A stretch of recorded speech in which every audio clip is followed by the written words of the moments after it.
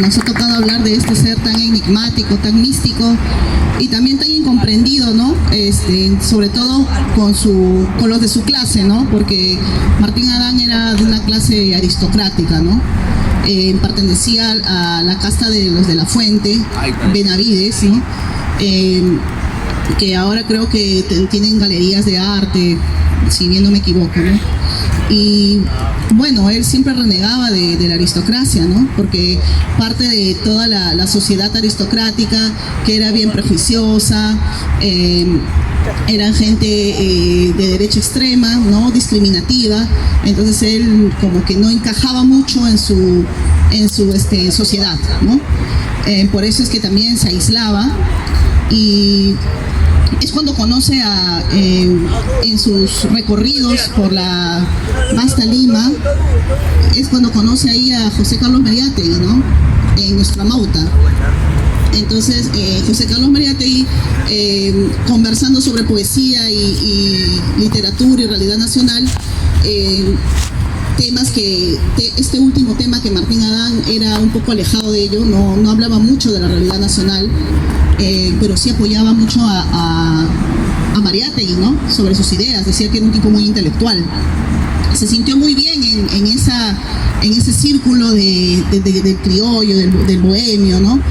Y en ese ambiente popular, ¿no? Él siempre estuvo alabando a Nuestra Mauta, ¿no? Entonces es cuando él Mariátegui le dice a él, le ayuda con el sobrenombre, con su alter ego, que es Martín Adán, ¿no? Martín porque Martín era un hombre en esas épocas que le ponían a los monitos organilleros, ¿no? Y Adán porque ellos siempre discutían sobre la teoría creacionista cristiana del primer hombre, ¿no? Que fue Adán, ¿no? Entonces Mariátegui le sugirió ese apodo, ese alter ego, ese sobrenombre, y se lo queda, ¿no? Se lo queda. Entonces, desde ahí empieza a escribir con Martín Adán, ¿no? Mariátegui lee el libro La casa de cartón, ¿no? Que es una narrativa con un lenguaje formalista, porque Martín Adán siempre fue alguien perfeccionista, siempre quiso que su literatura, que sus versos tengan cierta medida. Era muy ¿cómo se dice esa palabra? Que era bien estricto en eso, ¿no? Más él se dedicó a hacer sonetos, ¿no?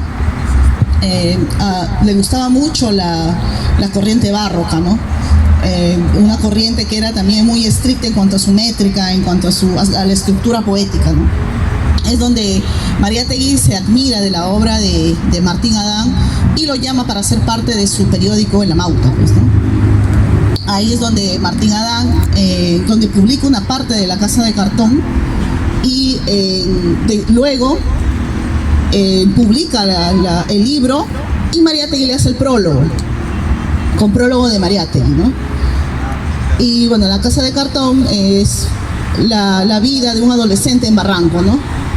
Sus desvaríos, sus cuestionamientos, con un lenguaje muy intelectual, se podría decir, ¿no? Luego también él participa en el Mercurio, que no me acuerdo quién era el editor del Mercurio, pero también participa en el Mercurio, en la revista El Mercurio peruano, creo que sí, no me acuerdo muy bien. El libro que yo he leído es el Sonetos a la Rosa, que es un libro muy estructurado, como ya lo dije antes, y él siempre tenía una obsesión por esa flor, ¿no?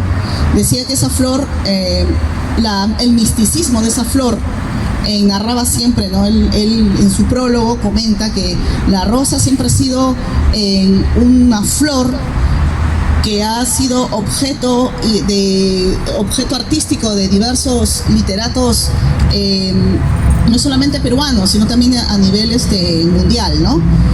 Él era muy lector de Shakespeare, ¿no? Entonces menciona, ¿no? Que también la rosa, ¿no? Era una figura, como también un objeto de literato, ¿no? Entonces es cuando escribe el soneto a la rosa, Eh, yo lo he leído muchas veces porque es un lenguaje, como le digo, un poco técnico, ¿no? Y ¿qué más podemos decir de Martín Adán? Que sí fue un genio incomprendido. Él se reclusó por voluntad en el Hospital Arco Herrera.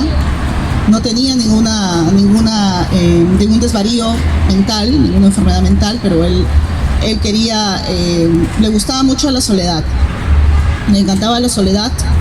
Él le gustaba escribir alejado de todo. No le gustaban como mucho las visitas ni las entrevistas, ¿no? Y tampoco hablar de sus obras, ¿no? Le parecía algo irrelevante. Allen Ginsberg el poeta Allen Ginsberg era de la generación Beat. O sea, la generación Beat es una generación de personas de poetas que le gustaba hablar de sus desvaríos, ¿no? Del lado oscuro del hombre. Eran los descendientes de los poetas malditos franceses, ¿no? Baudelaire, Rimbaud, que hablaban del satanismo, hablaban de la locura, de las adicciones. Entonces, Ginsberg, muy obsesionado con eso, escucha sobre la droga de la ayahuasca, ¿no? Entonces, él quería experimentar con esa droga, ¿no? Porque ya había leído muchos artículos médicos que decían que la ayahuasca, Allen Ginsberg, que decían que la ayahuasca te llevaba a otra dimensión y te conectaba con tu yo subconsciente, algo así, ¿no? Entonces él fue a investigar, vino aquí a Perú, se hospedó en el hotel que hasta ahora existe, es al frente de la iglesia San Francisco, Europa creo que se llama. Dice que ahí desde ese hotel quiso que Martín Adán lo visite. Entonces Martín Adán tuvieron un encuentro, no sé si será un encuentro amoroso, pero tuvieron un encuentro intelectual y a Martín Adán no le gustaban mucho los Beat. No le gustaban mucho los Beat, porque decía que la mayoría de ellos eran libres, ¿no? Así, más escribían en verso libre, hablaban de temas que a Martín sinceramente no le interesaba, pero hablaron demasiado sobre la droga, ¿no? Que esta droga que el cual Ginsberg estaba muy interesado, y Ginsberg sí se enamora, se puede decir, de Martín Adán, ¿no? Lo ve como un muso, ¿no? Pero a las finales no llegan a tener una amistad tan cercana, ¿no? Pero Ginsberg sí se va muy asombrado por la intelectualidad de Martín Adán, ¿no? Porque en ese tiempo todos pensaban que Perú era una tira de salvajes, pues, ¿no? Esa era la idea, ¿no? Entonces Ginsberg con eso derroca bastante ese estigma, ¿no? De que el americano era un ser salvaje, ¿no? Incapaz de pensar, ¿no? Ese era el prejuicio hacia nosotros, ¿no? Entonces, al escuchar varios diálogos, temas interesantes que hablaba Martín Adán, que le hablaba de poesía, de literatura, bueno, Ginsberg dice, wow, ¿no? Acá sí hay poesía, ¿no? Hay intelectuales, ¿no? Como Martín Adán.